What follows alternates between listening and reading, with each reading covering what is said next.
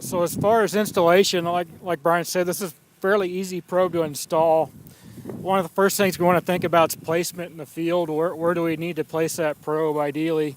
And what we typically try to stay away from is hilly areas and low depressions. So we try to find a predominant elevation zone within a field.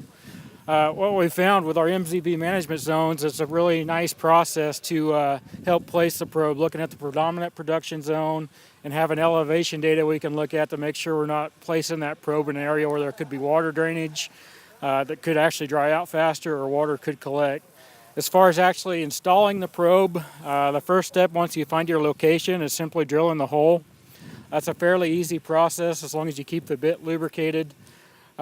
Just a standard 1/2-inch drive drill, and that bit does the job.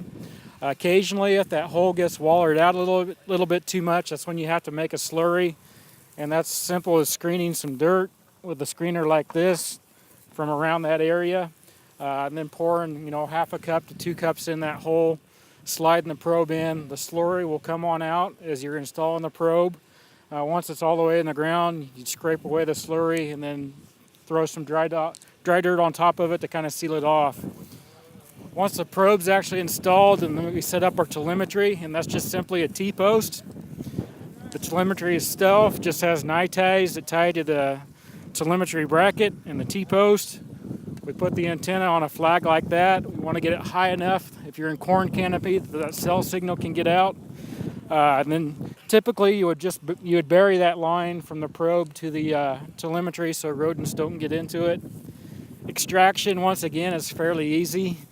There's a handy tool right here that clamps to the top of the probe.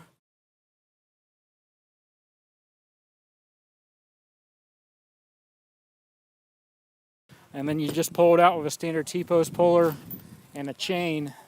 As far as tools and equipment, it's pretty basic. Screwdrivers, wire snippers, and eye ties. That's pretty much the trick of the trade for that.